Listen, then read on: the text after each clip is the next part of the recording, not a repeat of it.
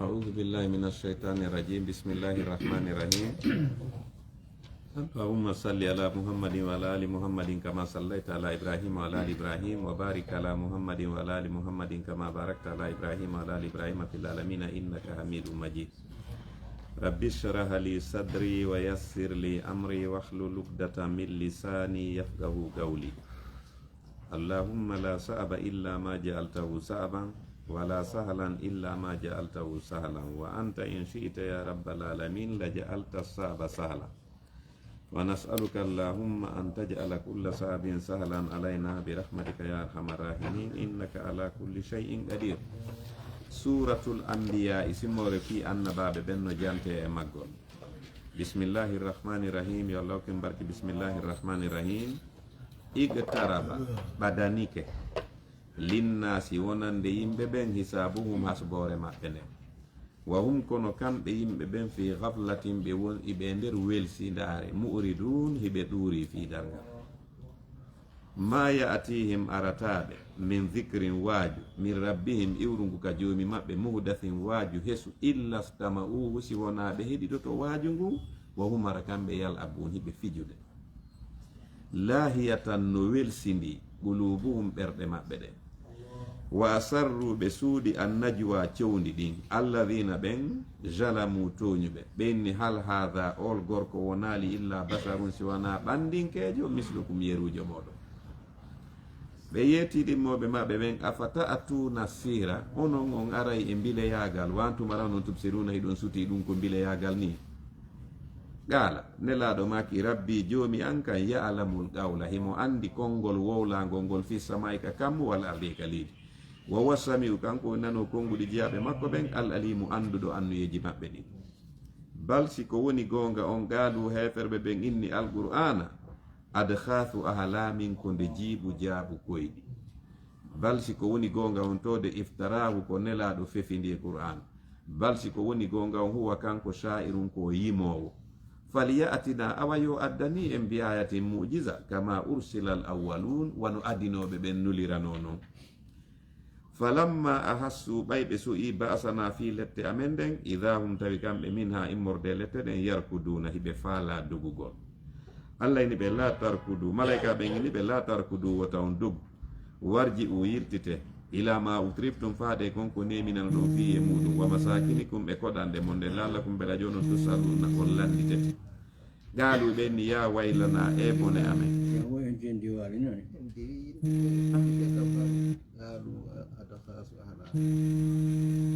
kama ursilal awwaluna ma amanatu gomɗinali gablahum aɗo maɓɓe min qaryatin immorde yimɓe saare ahlakna hande men halkuno afahum yu'minuna ko kamɓe gomɗinta kamɓe makka ɗo wa ma arsalna men nulali gablaka aɗo maɗo e annabijo illa rijalan si wona worɓe tu nuhi meɗen wahina ilayhim faade maɓɓe fas'alu lande tun ahla dhicri yimɓe gande ɓen in kuntum so laatike la talamuna onon on anda wa ma ja'alnahum men waɗali kadi nelaɓe ɓen jasadam ɓalli wurirɗi ni tun la ya'kuluna ta'ama hara ɓe ñamata ñamete wa ma kanu ɓe laataki kadi khalidin heddotoɓe e gurdam thumma rifti sadaqnahum men gongani ɓe kamɓe nulaɓe ɓen alwa'da fodore nden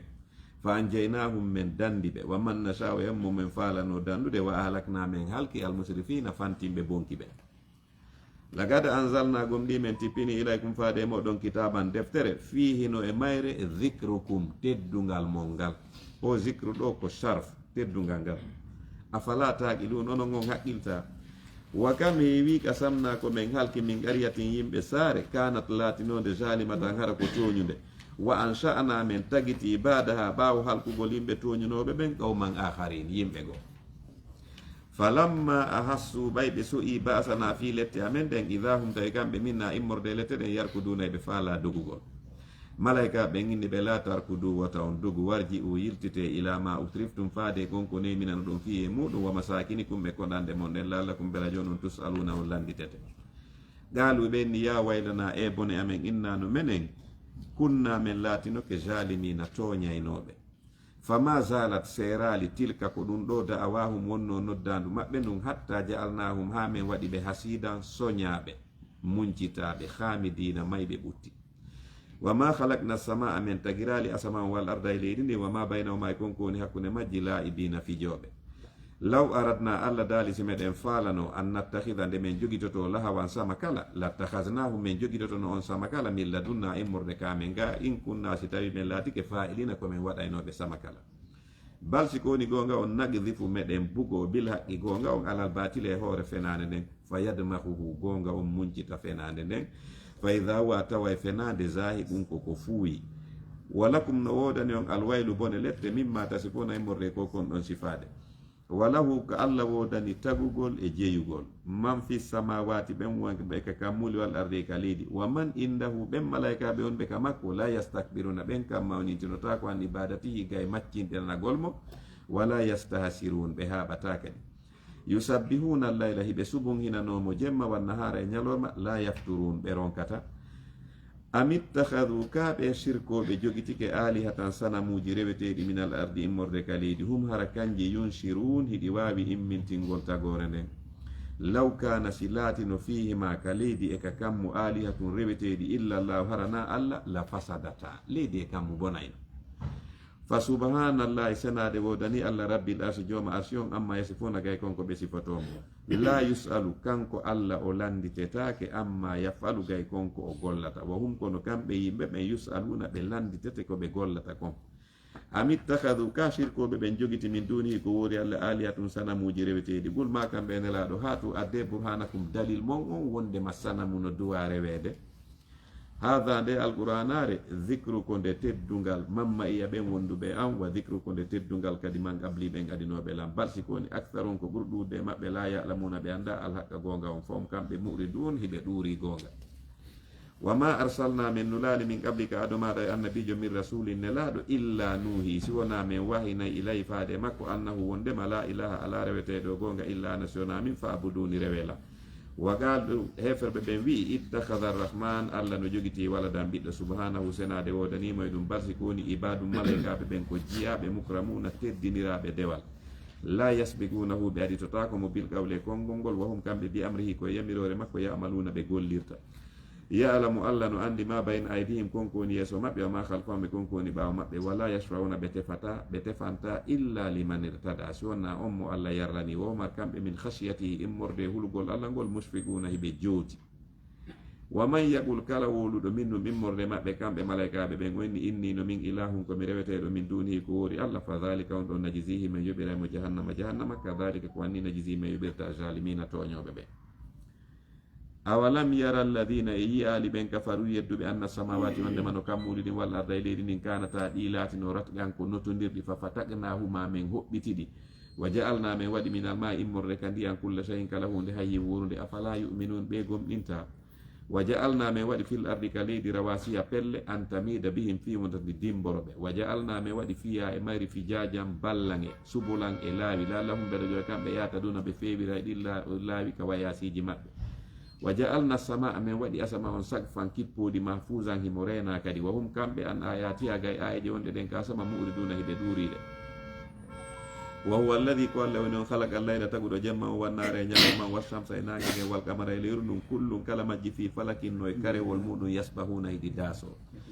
wama ja'alna min waɗanali li basharin ɓangindinkejo wo ɓandinkejo min qablika adomaɗo e annabijo alhulda heddagol e gurdal afa immitta e yo an tigi si amma yi fa humul khalidun ko humul khaliduna ko kamɓe woni heddotoɓe e gurdal. kullu nafsin kala wonki dhaiqatul mawti meɗen haɗiki mayde wa nablukum min jarriboray on bissari bone on wal khayre moƴƴere nden fitnatan ɗum fof ko jarrabuye waynayna ko faade ka min ga turja'una ruttete ɗon si on maayi. wa idha ra'aka si yi'ima yo nelaɗo alladhina ɓen kafaru yedduɓe in yattakhidunaka ɓe jogitotakoma illa huswan si wona e jalnuri ko fiyonnum o aya ɗo tiptani o sababu nuzul o ɗo aya marra nabiyu annabijo on feƴƴir kanko sallallahu alayhi wa sallam ala abi sufyan wa abi jahal nelaɗo aru feƴƴiri takko abi sufyan e abu jahal wa huma yatahaddasani hari kamɓe ɗiɗo eɓe yewtude abu jahal e abu sufyan ɗe yewtude nelaɗo rewi takko maɓɓe ɗon. falamma ra'ahu abu jahal ɓay abu jahal yi nelaɗo dayiga o jali wa qala wi'ani li abi sufyan, o yeti abi sufyan mo wonno yewtudire on, o inni hadha nabiyyu bani abdi manaf, o inni hino annabajo goro bani abdi manaf gon o jali. Fa khadiba abu sufyan o moni. Wa qala abu sufyan inni mo kanko abu jali, ma tunkiru an yakuna li bani abdi manaf nabi. Kene a yeddu ke wonde ma ngol gorol inetengol bani abdi manaf kamɓe ɓe duwaka hebde annabajo. Fa raja rasulullahi sallallahu alaihi wasallam, nelaɗo yiltiti e maɓɓe ila abi jahal, o ari o dari yeeso abu jahal. Wa qala lahu, inni abu jahal, o inni mo ma araka muntahiyan hatta yusibaka ma asabaka ammuka alwalid bunil mukhira. O inni annono mi yirmani a haɗitota ko a accata o ko woni ɗum jokkuɗa kon ha ko tippino e bappa ma walid bunil mukhira tippo e maɗa, ko heɓuno kon bappa ma an kadi heɓete. Ko ɗum woni Allah yetimo fa nazalati laya wa idha ra'aka, si yi'ima yo nelaɗo, alladhina ɓen kafaru yedduɓe ɗum ko abu jahal, in yattakhidunaka, ɓe jogitotako ma illa huzuwan, si wona e jalnori. ɓe inna a hadha allazi, e ko o gorko woni on, yazkuru yennowo aliyatakum sanamuji mon ɗin, wa hum hara kamɓe bi dhikri rahman, fi jantagol fi inde Allah nden, hum kamɓe kafiruni, ɓe yeddi ɗum. Khuliqal insanu, neɗɗanke tagama min ajalin, immorde e hawjere. Sa urikum, mi holla yon ayati aya janɗen, fala tastajilun, wotaw hawju. Wa yaquluna, heferɓe ɓen noyna mata, ko honde tuma hadal wadu woni nde fodore immital, in kuntum so laatike sadigina gonguɓe. Law ya'lamu, si tawno anda no alladhina ɓen kafaru yedduɓe, hina la yakuffuna, sangatay ɓe wawata surugol, an wujuhihim gaygete maɓɓe ɗen, annara yite ngen, wala an zuhurim, wona gay ɓabbe maɓɓe ɗen, wala hum ɓe nali kadi yunsaruna walleteɓe. Bal si ko woni gonga on taatihim, darngal ngal arayɓe bahtatan e juwaye, fatabhatuhum, ngal wembaɓe kadi, fala yastatiuna, ɓe hara ɓe wawata radda ha yititugol darngal ngal, wala hum ɓe nali kadi yunsaruna, muñanteɓe ha ɓe tuuba. Wala gadistuhusi a gomɗi jalnoranoma bi rusulin, nulaɓe ɗuɗuɓe min qablika aɗo maɗa e annabijo, fa haga kono tippino billadina e ɓen sakhiru minhum, jalunoɓe nulaɓe mum ɓen, ma kanu ɗen lette ɗe ɓe latino biye mum yastasino e ɓe jalkita. Qul yeeto ɓe yo nelaɗo, man yaklaukum, ko hombo renata on billayli jemma wanna haade e ñalorma, min arrahman, immorde lette Allah ɗen. Balsi koni hum kamɓe an dhikri rabbihim, gay jantagol fi joomi maɓɓe, mu'riduna hiɓe ɗuuri ɗum. Am lahum kano wodani ɓe alihatun, sanamuji tamna'uhum ɗino dandaɓe min dunina ko woori men, la yastati'una, sanamuji ɗin wawata nasra anfusihim, wallugol hoore majji, walla hum ɗi wonali minna immorde kamen ga kadi yushabuna dandeteɗi. Balsi koni gonga on matta'ana men dakmiti ha ulay ɓe yimɓe makka ɗo, wa aba'ahum e babiraɓe maɓɓe ɓen, hatta taala ha juuti alayhim ɓe ɗo maɓɓe al umuru gurdan ɗan. Afala yarawna, e ɓe yi'ali, annano menen na'atil arda meɗen ardana leydi ndin nangusuha men ɗuytirandi min atrafiha ka seraji mayri, afahumul khalibun, e ko kamɓe woni foolayɓe men ɓen. Ɓuri yeeto ɓe nelaɗo, innama undirikum, ande komi woni on wajorde, bil wahayi, ko wahayi, wala yasma'u summu, paho non nanata addu'a noddandu, idha ma yundaruna, haysi ɓe wajama. Wala in massathum, mi wondi si memiɓe nafatum wifande wotere min adhabi rabbika, immorde lette jomi maɗen, la yaqulunna, ɓenna ya waylana, e bone amen, innano menen kunna men laatike zalimina, ko men toñaynoɓe. Wa nada'u, meɗen lelna almawasina, peesirɗe ɗen, alqista e hoore nunɗal, li yawmil qiyamati, fi ñalande dargal, fala tuzlamu, toñetake nafsum wonki wo wonki shay'an hay hunde. Wa in kana, haysi golle ɗe laatike mithqala habbatin, ko yeru abbere min khardali, wano foññewol, atayna biha, men adday ɗum ka ñawore, wa kafa bina, min yoni hasibina hasboɓe. Wala gad atayna gomɗi men okki Musa, nabi Musa, wa Haruna, nabi Haruna, alfurqana, sendidirde nden hakkunde ko dagi e ko harmi, wa diya an ko nde daygu kadi, wa dhikran ko nde waju lil muttaqina, fi huloɓe Allah ɓen, alladina ko ɓe woni ɓen, yakhshawna hulayɓe rabbahum, jomi muɗum, bil ghaibi, e birnagal, wa hum hara kamɓe minas saati, immorde e dargal ngal, mushfiquna, hiɓe huli jooti. Wa hadha de alquranare dhikrun, ko nde jantore, mubarakun, ko hebbinade barki, anzalnahu, men tippinide, afa antum e yo onon lahu wonande alqurana munkiruna, on yeddayde. Wala gad atayna gomɗi men okki Ibrahima, nabi Ibrahima, rushdahu, pewal makko ngal, min qablu, ko adi o heɓugol duuɓi annabako, wa kunna men laati bihi, handugol makko e ɗum, alimin, meɗen andi ɗum. Idh qala, ñando tuma nde wiyanno li abihi, ɓen makko, wa qawmihi, e yimɓe makko ɓen, ma hadihi tamasilu, ko woni ɗi nandollaji allati ɗin, antum ɗi onon laha wonande ɗi, akifuna, hiɗon uggini, hiɗon rewaɗi. Galuɓe innimo, wajadna, men tawino aba ana, babiraɓe amen ɓen laha wonande ɗi, abidin, hiɓe rewaɗi. قال النبي إبراهيم ماكي لقد كنتم قمدي أو أن لا تكي أنتم أنو وآباؤكم بابر ممن في ضلال ندر مجر مبين بانغود قالوا بإني أجيتنا يا أدني من بالحق غونغ أم أنت كأم من اللائبين كو أجي أرويون بفجر قال وماكي بل سيكوني ربكم كو جي رب السماوات كو جي أم كمولين والأرض ليدين الذي فطرهن تقولي وأنا نمن على ذلك مدوكوكم ينو يتاري دو من الشاهدين كو مجي أدو يسير تيبي عندما الله كو غوتو watallahi mi wondiri no mangu Allah ngol laakidanna mi fewjana e asnamakum sanamuji mon ɗi mbada an to wallu ɓawde huccito on mudbirina kon yawɓe fa ja'alahum ari o waɗi sanamuji ɗin judadan kunte illa kabiran lahum sona mawdu majji on lallahum bela jo yimɓe makko ɓe gila e faade ndun ɗon yarjiuna ɓe ruttitoto galu ɓe ari ɓe inni man fa'ala hadha ko hombo huuɓi ɗum ɗo bi aliyatina sanamuji allaji men ɗin innahu no on ɗon lamina jalimin ko jeeyaɗo e toñuɓe galu woɓɓe goyni sami'na menen men nani fatan suka yazkuruhum himo yenna ɗi sanamuji yugalu lahu on suka no inne ibrahim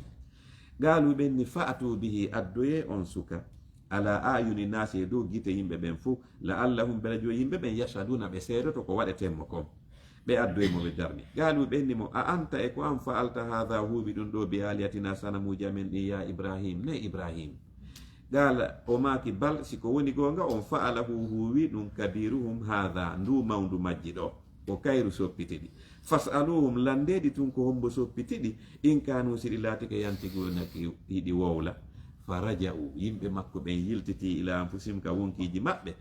fa galu ɓenni innakum nonon antumu jalimun kono woni toñoɓe ɓen ko rewi sanamu ɓay ɗum wowlata summa nukisu refti ɓe uggini ala ruusime dow koye maɓɓe ɗen ɓe ɓanti ɓe uggini ɓe ɓanti ɓe innimo lagad alimta gom ɗi hiɗa andi ma ha ulay ɗi wonali yanti guna wolay kono min landorta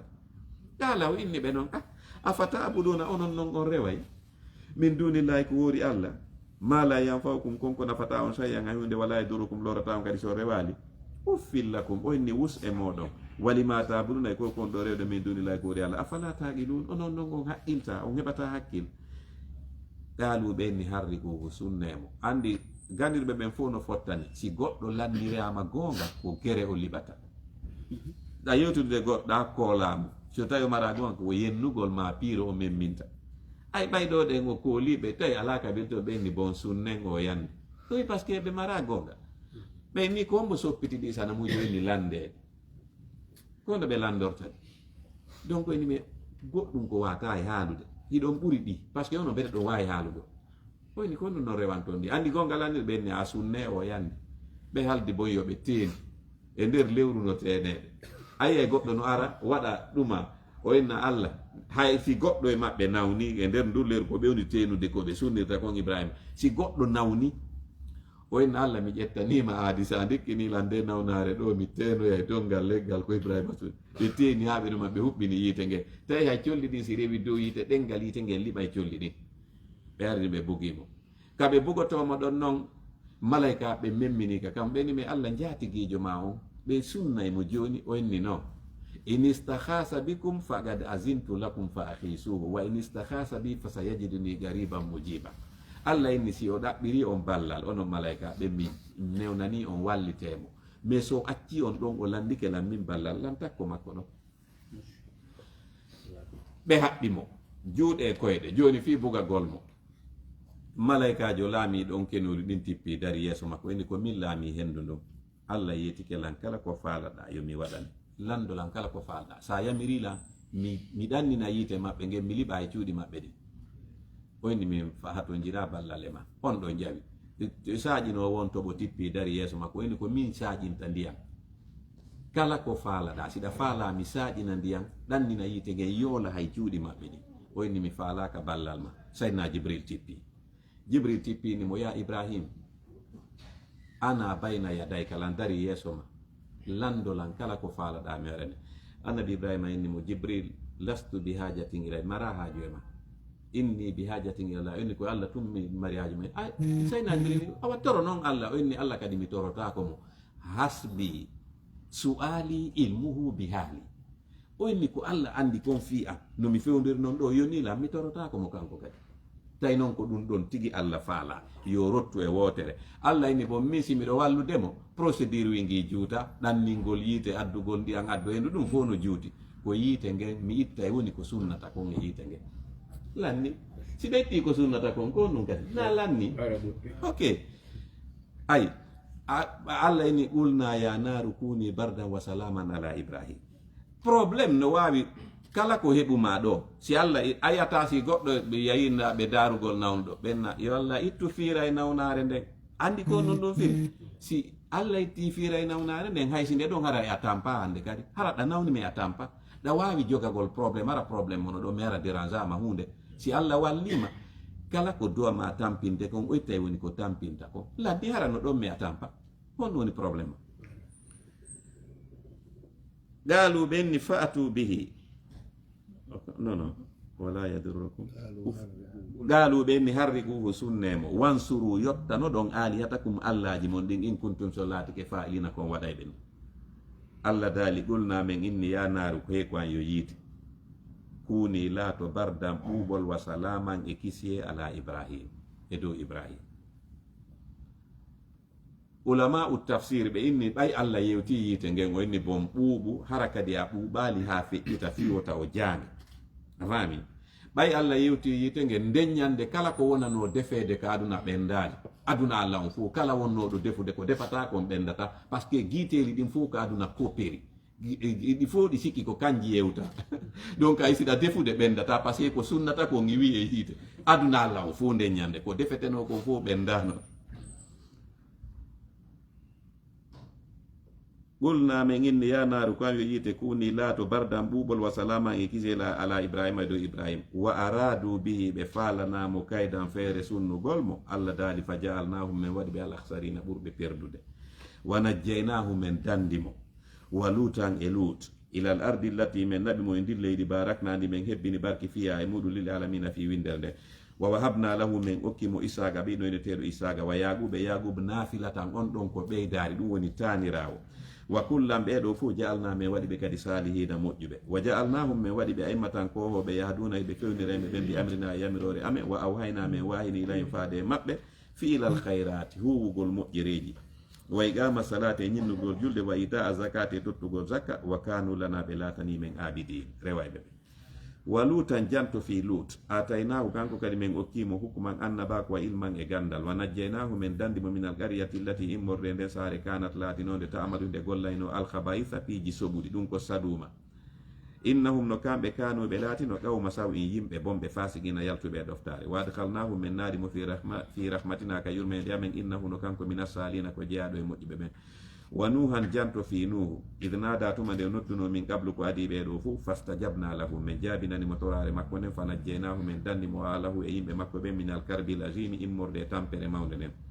wa nasarnahu men faabimo men wallitimo min alqawmi alladina immorde ɓe yimɓe kadabu fenunoɓe bi ayatina ayeji amen nden innahum no kamɓe kanuɓe laatino gawma saw en yimɓe bomɓe fa akhragnahum men yooliɓe ajimayina ɓe dendagal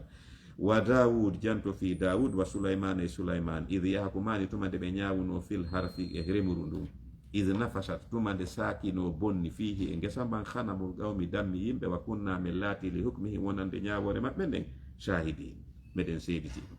ko on ɗum woni nde ñawore ɗo nde ɗo ñawore qalal mufassirun takhasama ila Dawud rajulani ko worɓe ɗiɗo haaɗi ɓe ari ka annabi Dawud dakhalat khanamu ahaduhuma ala zar'il akhar billayli fa afsadatu falam tubqi minhu shay'an goɗɗo e maɓɓe dammi makko ɗi naati ka ngesa oya ñaami ko woni kon ka ngesa fof telen jemma bonni fof heddinaali hay hunde ɗi ñaami ngesa mban fof ɓe o wullitoyi ka annabi Dawud noddi oya fagada o ñawani ɓe honno noon o ñawiri kanko Dawud fagada bi an yahuza sahiba zar'i al khanam o inni ok o inni an jooma ngesa mba na dammi o ɗi ñaami naati bonni ngesa ma ba ñaami fuu joni ñawore nden a ƴetta e dammi makko ɗi kanko o ñaawiri noon fa haraja rajulan ɓe mi ɓe yalti o inni lanni yey ɓe yalti ala Suleyman wowo bil bab ɓe tawi annabi Suleyman ka dambuga fa akhbarahu bima hakama bi abu o inni kono ɓen an ñaawirani on ɓe yeetimo no ɗo ben makko ñaawira noon ɓe inni a o inni bom ɓen ma inni oɗo junnito an dammi makko ɗi mba joni dammi makko ɗi naati ka ngesa ñaami ngesa mban fof koye min mi yetto dammi ni فدخل عليه فقال يا نبي الله لو حكمت بخير هذا كان أرفع للجميع وإني أبيل عنده وناتي وتاي بمكو كم كان سليمان وإني ما بابا نوني نياويرا هرا نموت يعني ببريدو كلا هرا غوتو ما بيولا bemma ko ni abo wayni no wodi no tournira nyaawore nde hara nano no nyaawirɗani hara ɓe ɗiɗo kala no moƴƴani ɓe nyaawore nde annabi dawudino wa ma huwa ko no woni ɗum ay ɗo allah daali fa fahamnaha sulayman allah ni mi faamini sulayman nyaawore nde annabi sulayman ni mo ya'khudhu sahibul khanamil arda fa yuslihuha wa yabzuruha hatta yauda zar'uha kama kana oyni okay joma dammi ɗin koyo ƴettu ngesa mban ara remito sanka rema duulo rena ayna mbaɗon ha mba wona wano mba wonirno non ñande dammi makko ɗi naatayno bonna mba go fewndo noon e nder ɗon on tan ɗon wa yahudu sahiba zar il khanam wa yantafiu bi albaniha wa suufiha wa nasliha joma ngesa mban hara no jogii dammi ɗin no nafitorde ɓiraɗam majji on no nafitorde leeɓi ɗin kala kadi boboy rima ko tan ɗon hara kadi ko kanko jeyi fa iza kharaja zaru si ngesa ballanni moƴƴude mba woni wano mba wonirno noon ñande dammi makko ɗi naatayno bonna ruddatil khanamu ila sahibiha wal ardu ila rabbiha jon dammi hetta dammi jon ngesa hetta ngesa fagala lahu daud ben makko innimo wufikta ya bunayya o inni allah hawrindinima net e sawaba on an yoɓiɗo an wagada baynahuma bizalika o inni o yeeti ɓe o inni ok bon joni kon nde ñawore koko i souleymane wiɗo ko ɗum wonde wadde ɓe hoti mo kala e maɓɓe no welti ko ɗum allah daali wa kunna min laati li hukmihim fi ñawore maɓɓe nden shahidina meɗen seedini meɗen tawa fa fahamnaha allah daali mi famini ñawore nden souleymane wa kullan kono ɓe fof maɓɓe atayna men okkiɓe hukman annaba ko ilman e gandal wa sakharna men elti ma a dawuda wondude dawud aljibala pelle ɗen yusabbina hiɗe subum hina wattayra e colli ɗin si annabi dawud no ñuncade zabour on simo jangude zabour on pelle ɗen kadi hara no jokkitude e colli ɗin wa kunna min laati fa'ilina ko men waɗuɓe ɗum wa allamnahu men andini mo kanko dawud san atalabusi moƴƴingol dolokkaji jandi gilet antibal koko yiya toon no watte koko police ɓe wattani dow ɓe ɓornono uniforme o on industrie ɗon ko annabi dawud fuɗɗimo moƴƴinde ka anna ɗo par ce que fewndo maɓɓe hari guereji no ɗuuɗi piiro noon donc siɗa yawde guere ko ma waɗa gilet antibal ɓay daga hara si ɓe acciti koye jandi nin ɗumannoto hara mematama ɓandu ɗum o moƴƴina ɗum noon soode moƴƴa alayn par ce que kanko koko annabajo ko lanɗo inni me allah mi falaka ñamugol ka trésor public mi faala ya waɗanan métier hara ko ɗon mi ñamminta ɓeygure ande allah waɗanimo ɗum ɗo kanko ino andi baylojo fof ɓe ƴetta taw jandi ndin ɓe naata ka yiite ha andi wojja coyi noon ɓe luubo ni parmarto ka kanko ko goɗɗum allah waɗi ka juuɗe makko si o memi jandi ndi wa'ay wa buka jaabere nde wa farin piyaɗo o tournirano o faalira wa allamnahu men andinimo san'ata labusi moƴƴingol dolokkaji jandi lakum fi moɗon li tusinakum fiyo ɗum hiwo on min basikum ka hareji moɗon fa hal antum yalli onon shakirun on yetta e nema jala ɗin wali sulaymana men eltani kadi sulayman arriya hendu ndun asifatan hindu wifa tajiri hindu doga bi amrihi e yamirore makko ilal ardi llati faade ndi leydi baraknani ɓen hebbini barki fiya e muɗum wa kunna men laati bi kulli shay'in kala hunde alimina andude wa min ash-shayatin no jeeya e shaytanuji ɗin man yahusuna lahu ɗin ɗino mutaka nder maayo yaltinanamo kanko sulayman wa ya'maluna hiɗi gollanamo kadi amalan golle duna dhalika hara wona ɗum kala ko tagaɓe ɓen wata wadde ko shaytanuji ɗin waɗantamo kanko sulayman wa kunna min laati lahum wonandiɗi hafisina renuɓe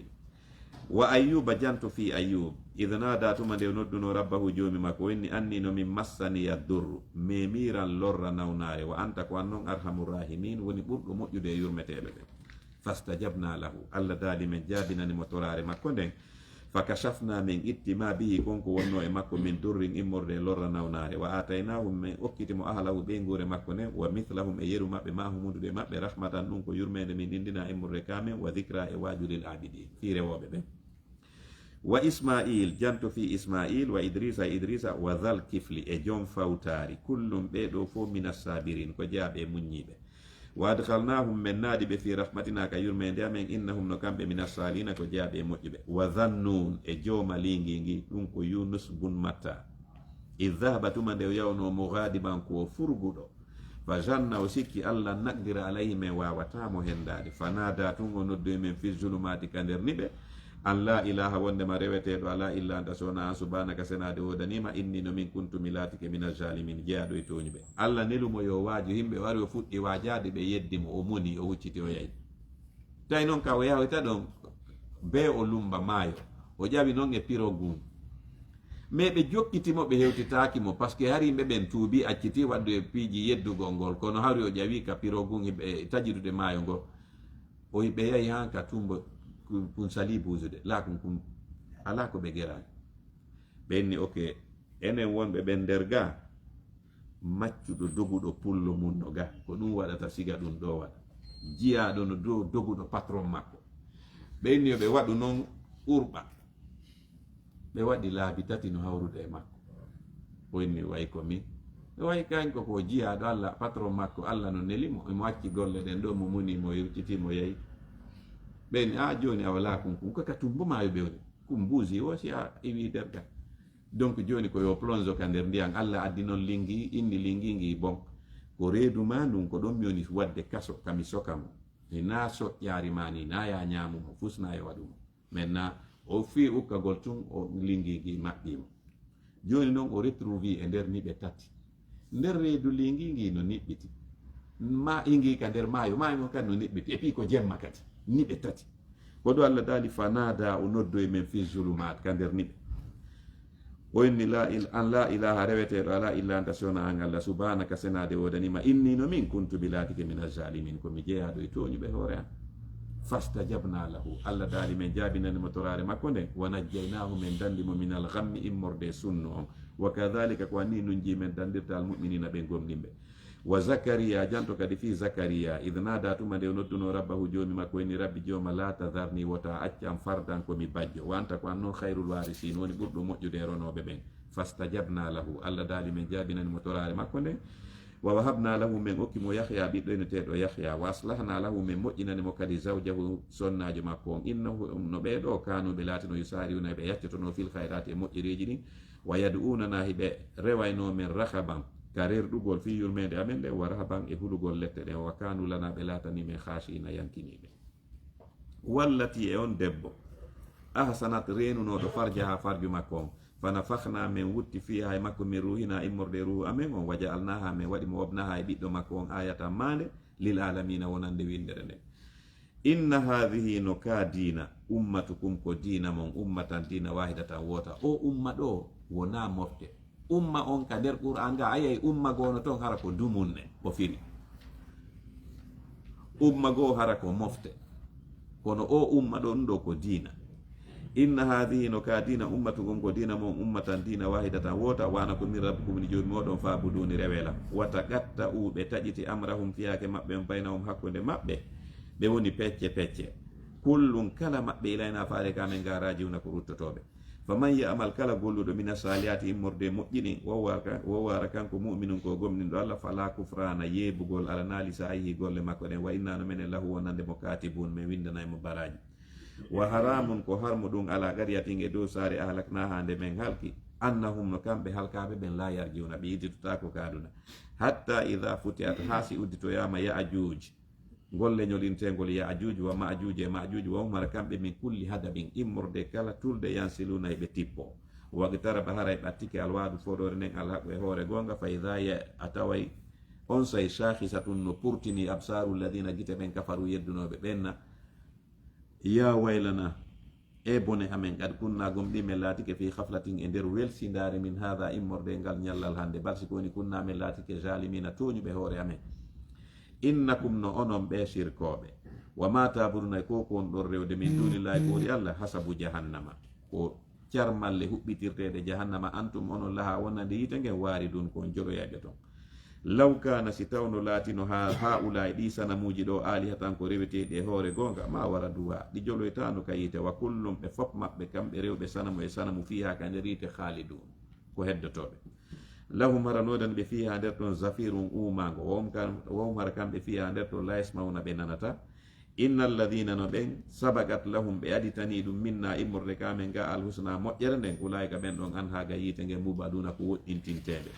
la yasmauna ɓe nanoyta hasisa ha sikago yiite nge womare kamɓe fi mastahati ɓe konko tuyete anfusu monkiji maɓɓe ɗum khalidun ko luttoɓe muɗum kadi la yahzunuhum suninoytaɓe alfasaul akbaru ɗen ƴere mawde nden watatalaqahum jaɓɓotoɓe almalaikatu malaikaɓe ɓen ɓenna ɓe haha ko hande yawmu ko woni ñalade mon alladi nden kuntum de laɗno ɗon tuwaɗune ɗon fodeteno yawma natwi sama a janto ñande men taggata asama on ka tayyisi jilli wano windoɓe taggirta noon lilkutubi ɗeri kama badana ko mano men fuɗɗorno noon awwala halqin ka arande tagu no iduhu ko noon men fillitorta kadi tagu ngu wadan ɗum ko fodore alayna e dow amen innano menen kunnamen laatike fa'ilina waɗayɓe ɗum wala gad katabna allah daali gomɗi min windi fi zabour ka deftere zabour min ba'di dhicri ɓawtaw min windugol ka lawhil mahfuz annal arda wondema leydi ndi yarisuha ko ronata ndi ibadiya salihun ko jeyaɓe am moƴƴuɓe ɓen inna fi hadha woni e koko janta ɗola bala kan yottinalngol li qawmin fi ɓe yimɓe abidin rewayɓe wama arsalnaka min ne laalima e annabijo illa rahmatan siwona yurmede lil alamina windere nden ɓul matu yo nelaɗo innama yuha andu ko wahinte ila yafade an annama ilahukum ko wondema reweteɗo mon on ilahum wawi ɗum ko reweteɗo goto fa hal antum yalli onon muslimuna ko jebbiliɓe fa in tawallaw si ɓe ɗurike faqul yeto ɓe adantukum awa mi andini on ala sawa'in e dow alhaali fotodiral on andiri wano mi andiri noon wondema mo yeddi allah awa ko yiite wa in adri mi anda kadi a qaribun sa tawi no ɓatti an bayi ɗum masi no woɗɗiti matu aduna koko foda ɗon innahu no kanko allah ya'lamul jara kanko andi ko feeñi kon minal qawli morre konngol wa ya'lamu mi andi kadi ma taktumuna konko on ɗon suuɗude ka wonkiji moɗon wa in adri mi anda la allahu no gasa koko woni nennirde ɗum fitna tum ko jarabu e lakum fi moɗo wa mata'un e fi dakmitugol on kadi ila hinin ha e sa'i qala o maki rabbi joma uhukum ñawiri bil haqqi gonga on wa rabbuna ko jomi amen arrahman woni joma yurmende almustan walli torteɗo ala ma tasifuna e dow ko kon ɗon sifade suratul hajji simore fi hajju no jante e magol bismillahir rahmanir rahim allah ko barke bismillahir rahmanir rahim ya ayyuhan nasu ko non yo yimɓe ittagu hule rabbakum jomi moɗon inna zalzalata sa'ati anduno dimbagol fi daragol dargal ngal shay'un azimun ɗum ko hunde mawnude yawma tarawnaha ñanto ñande yi on toon dargal ngal tazhalu wawtay liɓa kullu murdiatin kala won muyninowo amma arda'at bobo mo woni muyninde o wippitay bobo on o fero to ala noon ko muyninowo yiɗiri wa bobo kunkun o muyninta ka mais dargal ngal hakke ko wembata yimɓe ɓen kala wonɗo muyninde o wippitay wa ko muynta kon ka endu o bugo to par ce que hakkille ɗe garay tourni yawma tarawnaha ñande yi'o toon dargal ngal tazhalu wawtay liɓa kullu murdiatin kala wonɗo muyninde amma ardat bobo mo woni muyninde o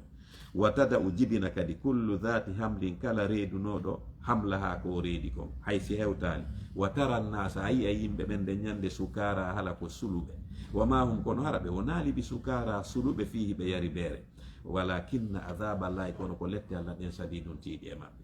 haqqille ɗen tourna ɗe bona few wa minan nasi no wode yimɓe ɓen man yujadilu on mono wenja fillahi fi wodede allah bi hayri ilmin ko alda e gandal wa yattabi o jokka kulla shaytanin kala shaytani maridin sandal ɗuɗo kutiba farlama ko ɗum woni ñawama alayhi e dow shaytan annahu wondema no kanko shaytan man tawallahu kala welduɗo e makko fa annahu no kanko yudilluhu o majjinay jatigi makko wa yahdihi o ɗowamo o naɓamo ila adhabi sa'ir faade lette dulbaygel ya ayyuhan nasu kono yo yimɓe in kuntum si on laatike fi raybin hiɗon e sikkitare minal ba'si immorde immital ngal si tawi ɗon sikkiti si mo maayi immitoto awa hino ɗo no tagira ɗon no fa inna no mene halaknakum men tagino lasili mon adama min turabin immorde mbulbulde thumma refti men tagi ɓiɓɓe adama ɓen min nutfatin immorde toɓɓere maniyu thumma refti min alagatin immorde heɓɓere ƴiƴam thumma refti min mudhatin immorde huyre tewu mukhallaqatin timmude tagede wa khayri mukhallaqatin e nde timma tagede linubayina lakum fiyo men ɓanginan on bawgal amen ngal wanu irru meɗen ñiiɓina fil arhami ka nder rengaje rewɓe ɓen mana sa konko men faala ila ajalin ha elajal musamman toɗɗangal summa refti nukhrijukum men yaltina on tiflan ko on boboɓe ɗata ɓalliɓe thumma refti ɗi tabluku yotto ɗon a suddakum sembe sarkatalaku moɗon wa minkum no e moɗon man yutawaffa ɓen ɓe no maaya ka boobo yaagar wa minkum no e moɗon kadi man yuraddu on mono rutte ila ardhalil umuri ka ɓuri jasude e gurdal o wuura ha o wona wa boobo kadi likay la ya'lama fi wo taw anditu min baadi ilmin ɓaawo gandal aranal shay'an ay hunde wa tara al arda yi ay leydi ndin hamida tan ko yorundi fa ida anzalna si men tippini alaya e hoore mayri alma a ndiyam ɗan ihtazzat ndi dilla wa rabat ndi ƴura wa ambatat ndi fuɗina min kulli zawjin kala none bahijin yowɗuɗo dhalika koko jantaɗo nde anna la ko sabu no allah huwa laɓu kanko ni reweteɗo e hoore gonga wanna huno kanko yuhyihi mo wurnita almawta mayɓe ɓen wanna huno kanko ala kulli shange dow kala hunde gadirum ko wawɗo wa anna sata no dargal ngal atiyatum ko araygal laaray ba sikke ala fiya e maggal wa anna la no allah yabathu immintina e man fil kubur ɓen wonɓe ka gaburuji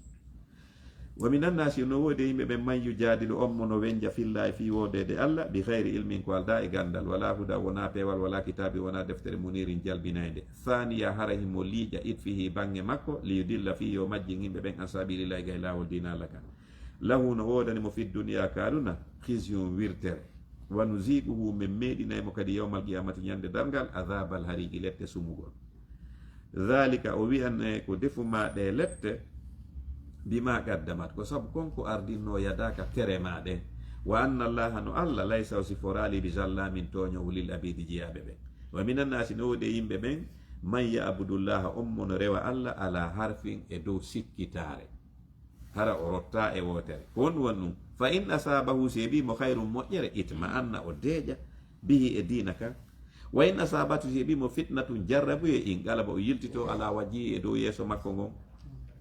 ko ɗum woni o yata o yiltito ka keferu khasira duniya o ɗo perdi aduna wal akhirati o perdi lahara kadi dhalika perdugol aduna perda lahara wal khusran ko ɗum woni perdi almubinu ɓangu yad'u himo rewa min dunillahi ko woori allah yad'u shirkoɓe ɓen no rewde min dunillahi ko woori allah ma la yadurruhu konko lorratamo si o rewali walla ma la yanfa'u nafatamo kadi si o rewi dhalika rewgol sanamu huwa dalalu ko ɗum woni majjere albayidu woɗɗitinde gonga yad'u himo rewa laman darruhu on mo tawata ko lorra mum agrabu ɓuri mo ɓattade min nafihi e dini nafa mum la bi'sal maula sanamu boni giɗo wala bi'sal ashir sanamu boni wondi inna allaha no allah yudkhilo naada e alladina ɓen amanu gomminɓe wamilu salihati ɓe golli golleji moƴƴi jannatin e nder aljannaji tajiri harano ila min tahtiha ele majjal anharu janɗi inna allaha no allah yafalo waɗa ma yuridu kala ko faala man kana kala laatiɗo yazunnu hara himo sikka allah yansurahu llahu allah wallata nelaɗo on fi duniya kaduna wal akhirate ka alakhara falyamdud awa yo koɗu bi sababin ɓoggol ila samai ka asama thumma liyaqta rifti o taƴa ɓoggol ngol ko ɗoni mana o awa yo pandito o maya simo habbi wondema si tawi si allah walli nelaɗo e alquranare nden mettaymo awa yo maayu kisan wo falyanzur o ndara hal yudhibanna si tawi naɓay kayduhu nden feere makko ɗon ma yahisu konko tikkintamo yani almana koni mana on man kana kala laatiɗo yazunnu himo sikka allah yansura llahu allah wallata rasulahu nelaɗo makko on sallllahu alayhi wa sallam fi duniya kaduna wal akhirati kal akhara falyamdud bi hablin ila sagfi yo ƴettu ɓoggol o humaka plafond suudu makko summal yakta unugahu wal yahtanik bihi o panditora ɗum ɗon o maya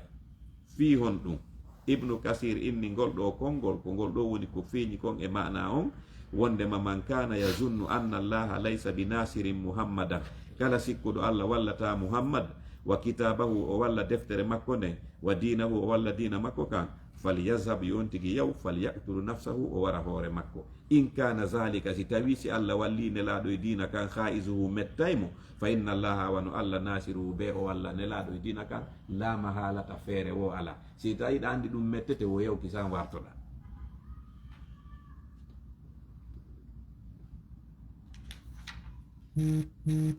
man kana kala laatiɗo yazunnu himo sikka allah yansurahu llahu allah wallata nelaɗo on fi duniya kaduna wal akhirate ka alakhara falyamdudi yo poɗu bi sababin ɓoggol ila samai ka sama thumma liyaqta rifti o taƴa dande makko nden falyanzur o ndara hal yudhibanna si tawi ittay kayduhu nden feere makko ɗo ma yahisu konko tikkintamo wa kadhalika ko wano ni anzalnahu men tippinide ayatin ko nde ayaji bayinatin ɓanguɗe wa anna allaha no allah yaadi o fewna man yuridu on mo faala fewnude inna alladina no ɓen amanu gomnimɓe walladina e ɓen haadu alyahudankoɓe wassabina e reweɓe koode ɓen wannasara e annasarankoɓe ɓen walmajusa e reweɓe ɓen giiteli walladina e ɓen ashraku sirkuɓe inna la no allah yafti ɗo ñaawa yo sendira bayna makkude maɓɓe yawmal qiyamati ñande dargal inna la no allah ala kulli shay'in ɗo kala hunde shahidum ko seeditiɗo alam tara yatinali haawiɗa anna allaha wonnema no allah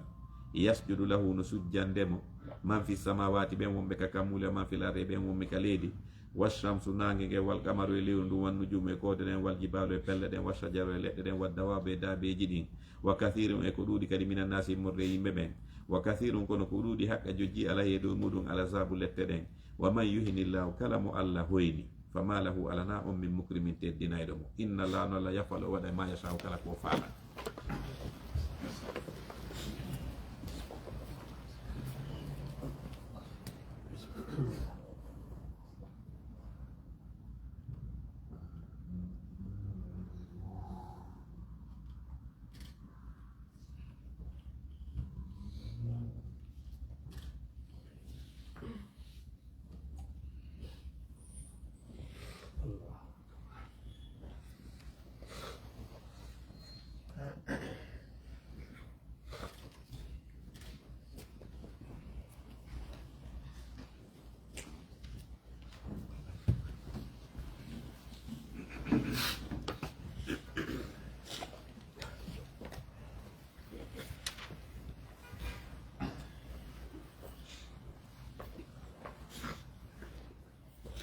bismillahi rahmani rahim hadani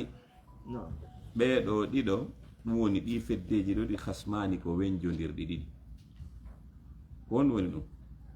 fariqul muminin almuttaqin wa fariqul kafirin almujrimin fedde julɓe ɓen e fedde yedduɓe ɓen ihtasamu ɓe wenji fi rabbihim fi wodede joomi maɓɓe falladina ɓen kafaru yedduɓe utti at lahum ɓe taƴanoyte thiyabun conci min narin immorde ka yiite yusabbu juure kadi min fawqi rusim ka dow koye maɓɓe alhamimu fatayɗan yusharu bihi ɗan tayinire ma fi butunihim konkoni ka deedi maɓɓe wal julud e guri ɓalli maɓɓe ɗin walahum hara no wodani ɓe kadi maqami u ɓole min hadidin hara ko jandi ko ɓe piire kullama aradu tuma kala ɓe faala an yahruju nde ɓe yaltata min ha immorde ka yiite min hammin sabu sunnu uidu ɓe yiltete kadi fiha ka nder yiite ɓe wiyane wadugu meɗe adabal hariki lette sumugol inna allaha no allah yudhilu o naada e alladina ɓen amanu gomɗimɓe wamilu salihati ɓe golli golleji moƴƴi jannatin e nder aljannaji tajri harano ila min tahtiya e limajjalan haru canɗi yuhallawna hiɓe cudire fiha nder ɗon min asawira mulle juuɗe min dhabin immorde kange wa lu'lu'a e kange laaɓuɗo wa libasuhum ɓornateri maɓɓe nin fiha ka nder aljanna harir ko conci harir wa hudu ɓe fewnama ila tayibi faade ko moƴƴi minal qawli immorde konngol wa hudu ɓe fewnama ila siratil hamidi faade laawol yetteteɗon inna alladina no ɓen kafaru yedduɓe wa yasudduna ɓe sakko yimɓe ɓen kadi an sabilillahi gay laawol dina allah kan wal masjidil haram ɓe sakko yimɓe ɓen ka miside hormantede alladina en ja'alnahu nde ɓen waɗi linnasi fi yimɓe ɓen sawa an hinde fota e al akifu on hoɗuɗo fihi e mayre wal baade on iwɗo ka woɗɗi ari e mayre wa man yurid kala fandorɗo fihi ka miside ɗon bi ilhadin oñorgol bi julmin tooñe nudhiguhu min meɗinaymo min adabi letti alimin musude wa id bawwa'ana li ibrahima janotumade men holluno annabi ibrahima makana albayti nokku suudu ndum min innimo allah tushrik bi wata sirkanan shay'an ay hunde wa tahhir laɓɓi bayti a suudu andu litta e fina fi wangotoɓe men wal gaymina e ɓen dariɓe wa ruka e sujud e waɗa ɓe ruku e sujud wa adhin fi nnasi noddu yimɓe ɓen bil hajji fi argolngol ka hajju yatuka yoɓe are on so ɓe arete rijalan seppoɓe wa ala kulli damirin e dow kala waɗɗiɓe ɗehiɗi yatina ɓe ardane min kulli fajjin immorde kala ɗatal amiqi woɗɗitingal ko on ɗum woni mana on ɗo ibnu abbasin lamma faraha ibrahim min bina'il bayt ɓaynabi ibrahima lanni darnugol suudu kaba ɗum qila lahu allah innimo adhin fi nnasi bil hajji nodduno yimɓe ɓen yoɓe ar ɓe hajja ewnoɓe gala ya rabbi anabi ibrahima inni mais allah wa ma yuballigh sawti ko honno noon hito angor hewtirta yimɓe ɓen fuu gala allah dalanimo adhin an ewno tun wa alayya al iblahu ko min fawti fi hewtingol hito mango e yimɓe ɓen an ewno tun fasada ibrahima ala jabali abi qubays fello no makka ɗon ɓe nango jabal abi ubays sayidna ibrahima o yahi annabino o yahi o ƴawi ɗon o dari ka fello wasaha o sonki o inni ya ayyuhannasu kono yo yimɓe inna allaha no allah gad amarakum o yamiri on bi hajji hadha al bayt argol hajji e ndu suudu ɗo li yusibakum fi yo yoɓ on bihi sabu ɗum aljannata natugol aljanna wa yujirukum o danda o min adabi nari natugol yite fa hujju are hajjo o woli ɗum ɗo tun fa ajabahu jaabitimo man kana ɓen latinoɓe fi aslabi rijal ka cici babiraɓe maɓɓe men wa arhami risa e ka rengaji neneraɓe maɓɓe men ɓenni labbayk allahumma labbayk ko ɗum woni on talbiya sa yeyi koen labbayka allahumma labbayk ko labbayka men notike ma allahumma ya allah labbayka men notike ma li yashhadu fiyo ɓe seedito manafi a naforeji lahum fi maɓɓe wa yaskuru ɓe janto ismallah inde allah nen fi ayyamin e ñalɗi malumatin andaɗi alama razakahum ɓe dow konko arsikiɓe min bahimatil anami immorde mumuntene moraɗi fakkulu ñaame min ha e tewu layyaji mon ɗi wati mo ñammi noon albaysa on sattiraɗo alfaqira base summa liyaqdu refti ɓe ɓoora ɓe itta tafasahum tuundele maɓɓe ɗen andi si a lanni hajjude joni noon herñoɗa femboɗa fa lotoroɗa sabunde ay summa liyaqdu refti ɓe ɓoora ɓe itta tafasahum tuundele maɓɓe ɗen fewndo ɓe onno ka ihram wal yufuɓe hunna nuzurahum takkeji maɓɓe ɗin wal yattawafu ɓe wango bil baytil atiq ka suudu ndimaru ka suudu hindu dhalika koko janta ɗo o man yu'azzim kala mawninɗo hurumatillahi hurumji allah ɗin fo huwa ɗum hayrun lahu ko moƴƴere wonandemo inda rabbi ka jomi makko wa uhillat lakum on daginanama ñamugol allah namu mumine moraɗi ɗin illa ma yutla sona konko jangete harmine alaykum ɓe ɗo moɗon fajitani bo woɗɗite a rijisa keferu gumminal konko soɓi minal awsani immorde sanamuji ɗin wajitani bo woɗɗito ɗon kadi gawla zuri wowlugol fenade hunafa alillahi ɗoftano ɗon allah ɗum woni oño ɗon e dinaji ɗi fof gaw arton ka islam hayra mushrikina ɗi harana on sirkanaɓe allah wa man yushrik billahi kala sirkanɗo allah fa ka annama harra no wawi wasi o fukkike mina sama yo wi ka asama fa tahtafuhu pifomo a tayru sondu aw tahwi bihi ma wirida e makko a riw hendu ɗum fi makani naba moye nokku sahiqin woɗɗitiɗo dhalika koko janta ɗo wa man yu'azzim kala mawniɗo sha'air allah e maɗeji dina allah ni fa innaha no ɗum min taqwal qulub ko jeeya ɗum e kulolji ɓerɗe lakum no wodani on fiha ton manafiu nafaji ila ajalin ha ilajal musamman toɗɗagal thumma refti mahilluha nokku boragol layyaji mon ɗin ilal baytil atiq ka suudu hindu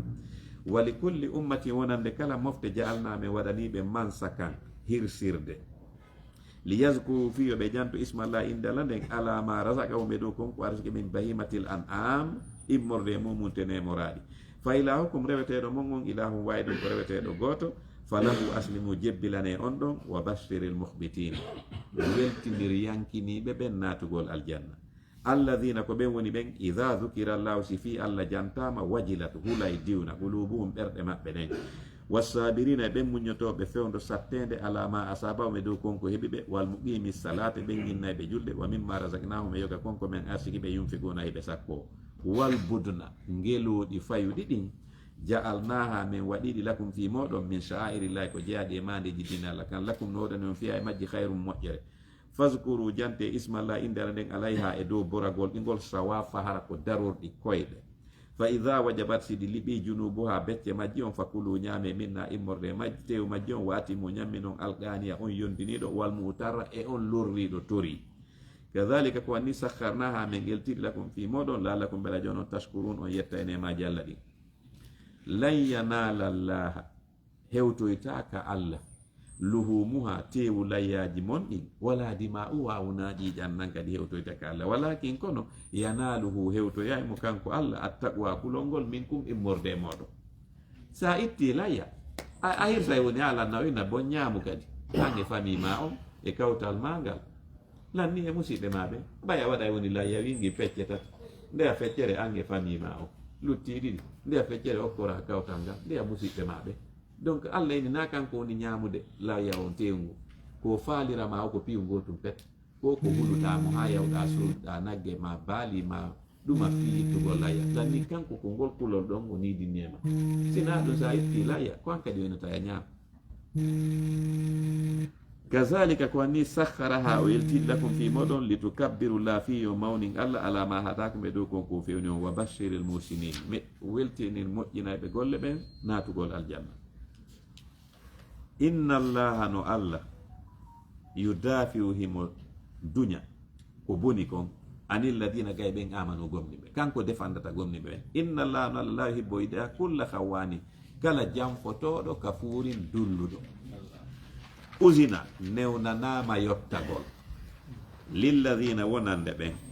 yuqataluna wonaɓe haɓede biyannahum sabuno kamɓe julimuɓe to ñama. wa inna allaha no allah noon ala nasrihim e dow wallugol ɓe ngol lagadirun pelleti mo wawi ɗum.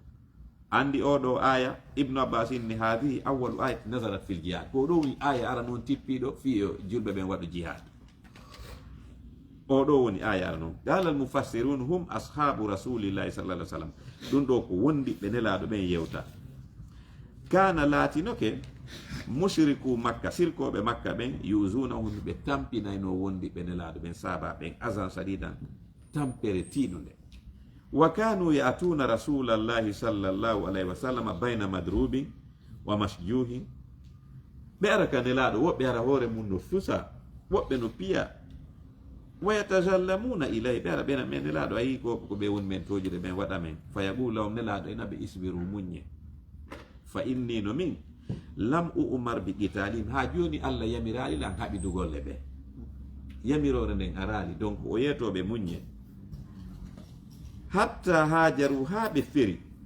fa unzilat hasil aya oɗo noon aya tippinoya wa hiya ko oɗo awalu ayatin woni aya arano usina fiha mo dugana mo newnana e mum bil qitali hara nden ba'da ma naha anhu fi aksar min 70 aya.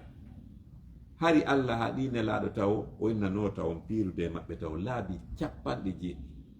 ko ɗo woni aya arano wenni ok joni mi newnani o yotte usina newnanama yottagol lilladina wonande ɓen yuqataluna wonaɓe haɓede bi annahum sabuno kamɓe julimu ɓe toñama. wa inna allaha no allah noon ala nasrime dow wallugol ɓe kadi hoore ayɓe maɓɓe ɓe laqadir pelletimo awi. alladina ko ɓe woni ɓen ukhriju yaltinaɓe min diyarihim ka galleji maɓɓe bi hayri haqqin ko alda e gonga illa an yaqulu si wona ɓay tum ɓe inni rabbuna llahu ko allah jeemi tawi kon ɗo fof ni bonnere nden. walawla daf'ullahi nnasa si wona ko allah duñirno yimɓe ɓen ko baɗahum yoga maɓɓe bi baɗi yoga la huddimat yirbinteno sawami u rewirɓe wa bi'ahum e fuuyirɗe annasara wa salawatum e juulirɗe wa masajid e misiddaji yuskaru ɗino jante fiya e muɗum ismullahi inde allah nden kasiran ko ɗum. wala yansuranna allahu pellet allah wallay man yansuruhu on wallowo dina makko kan. inna allaha no allah laqawiyum ko jondoli azizun tedduɗo e laamu. alladina ko ɓe woni ɓen in makkannahum harasi men niwinaniɓe gurdan ɗan fil ardi kaliri ɗum ko almuhajirun wal ansar aqamu salata ɓe ñinna e julde nden wa atawu zakata ɓe itta zakka on wa amaru ɓe yamira bil marufi ko moƴƴi kon wa nahaw ɓe haɗa anil munkari ko aña kon walillahi ko allah wodani aqibatul umur battani fiyakuji ɗi. wa in yukadibuka si ɓe yimɓe ma fennima yone laaɗo faqad kadabat gom ɗi fennino qablahum aɗo maɓɓe qawmu nuhi yimɓe annabi nuhu ɓen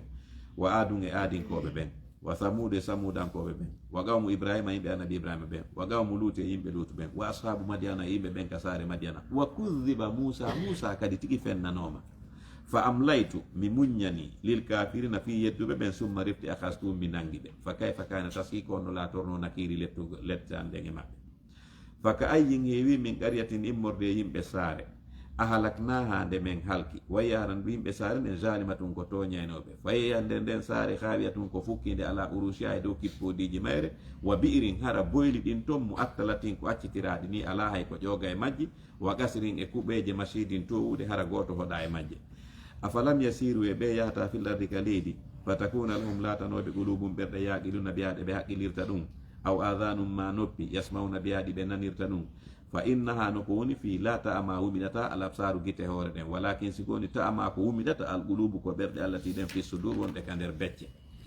wa yasta'jilunaka ɓe hawjinire nelaɗo bil adabi fi lette ɗen walan yukhlifa llahu allah lundota ko waɗa fodore makko nde wa inna yawman no ñallal gotal inda rabbika ka lakara joomi maɗa ka alfi sanatin no fota e duuɓi wulure mimma tawudduna konko linto ton kaɗuna wa kaayin heewi min qaryatin immorde yimɓe saare yeddude am laytu laha mi muññanide wayya yimɓe saare ne zalimatun go toñaynoɓe thumma rifti akhastuha mi nangide waylayya ko faade ka nga almasiru ni jaaƴorde tage fogo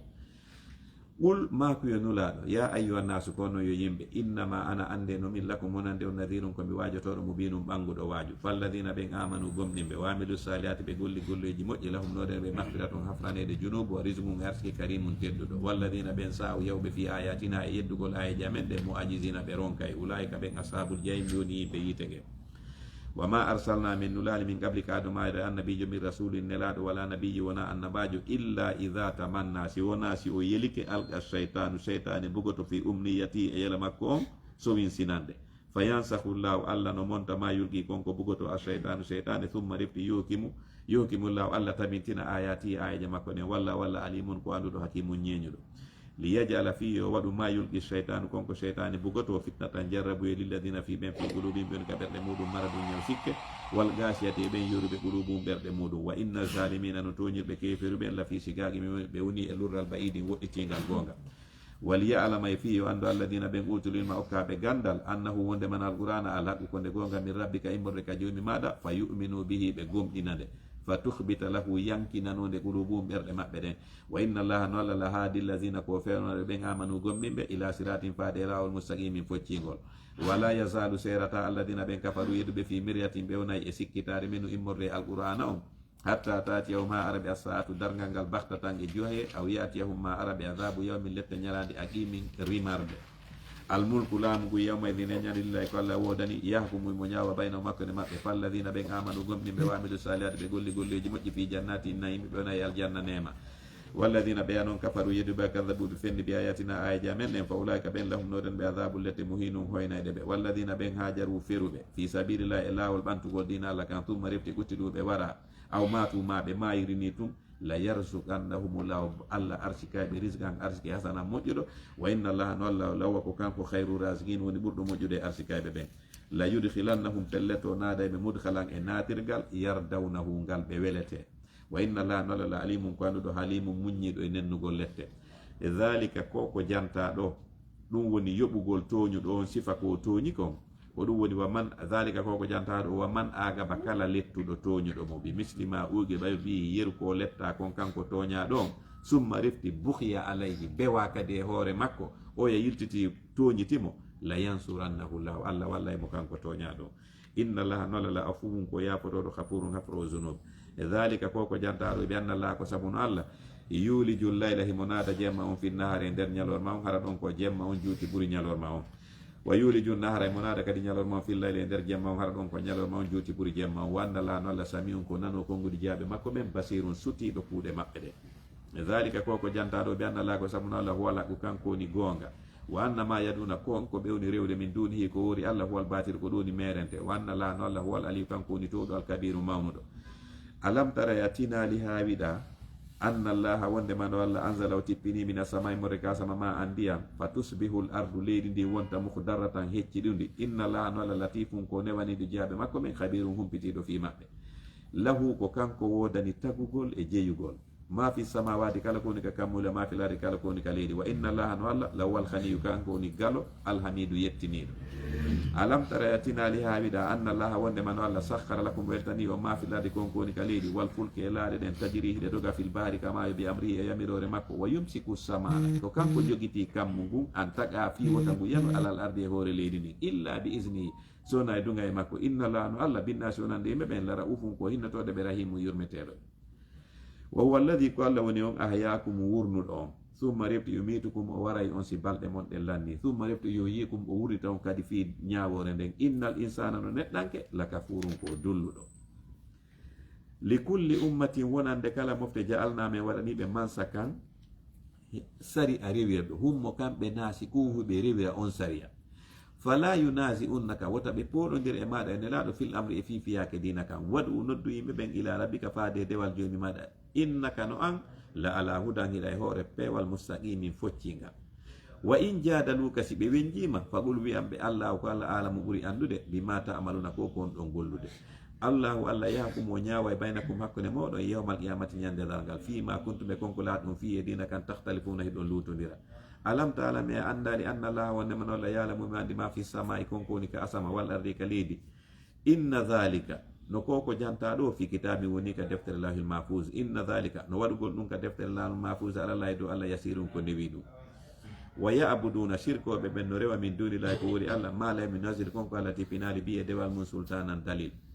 wa ma laysa lahum e konko ala naɓe bi e muɗum ilmum gandal wa ma lil jalimina ala na toñoɓe ɓen min nasirin wallowo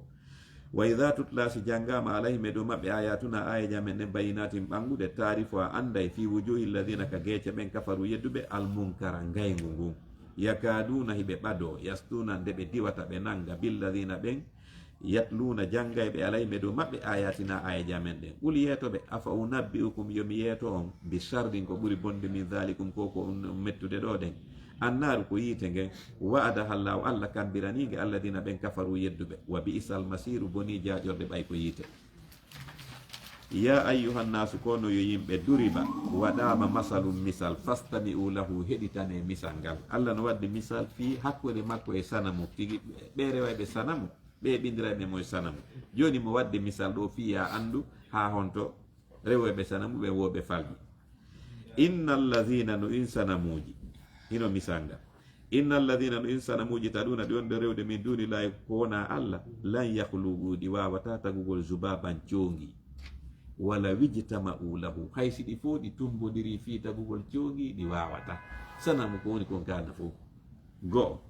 wa in yaslubuhum zubab si coongi kadi jaɓitaniɗi shay'an goɗɗum la yastanqizuhu ɗi wawata hettugol ɗum min hoye jungo coongi ngi iɗan ɗi ɓe defanay sanamuji ɗin ka ɓe hirsanayi ɓe adda ɓe joƴina wo si coongi ari ƴetti ɗon goɗɗum kadi ɗi wawata hay yawde nanga coongi ngi hetta ɗum joni noon o inni da'u fa awalu'i attalibu on rewɗo sanamu wal matlubu e sanamuru rewandu ɗum hiɓe fota jasude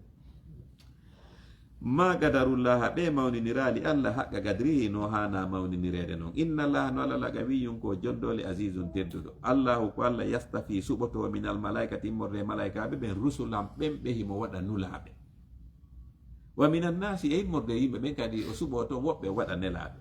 inna allaha no allah sami'un ko nano konguɗi jeyaɓe makko ɓen basirun sutiɗo golle maɓɓe ɗen ya'lamu allah no andi ma bayna aydihim konko woni yeeso maɓɓe wa ma khalfahum e konko woni ɓaawo maɓɓe wa ilallahi ko faade ka allah turja'ul umuru fiya kuuji ɗin ruttete ya ayyuhalladina kono yo ɓen amanu gomɗinɓe irka'u ruƴƴe wasjudu sujjon wa abudu rewon rabbakum jomi mon waf'alul khayra waɗon ko moƴƴi kon la'allakum bela jonon tuflihuna o maloy